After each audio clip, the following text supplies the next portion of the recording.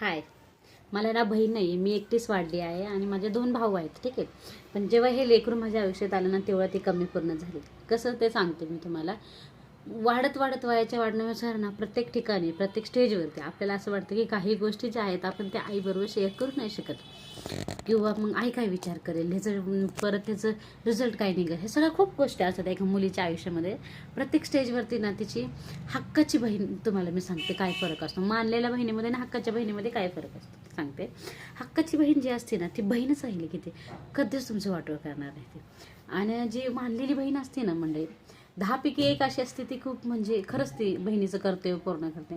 पण त्या 9 असतात ना त्या नाही करत. त्याच्यामुळं आणि म्हणजे मला खूप असं वेगवेगळ्या ठिकाणी दगा भेटलेला आहे. माझी मला नेहमी म्हणायची, तुला देवाने सख्खी बहीण नाही दिली ना, मग तू कशाला शोधते, त्याला द्यायचंच नाही आहे बहीण तुला, तर तू शोधते कशाला कोणामध्ये पण. मग मी शोधायचं बंद केलं. मी आपलं जे काही होईल ते एकटं एकटं असं नाही राहिलं.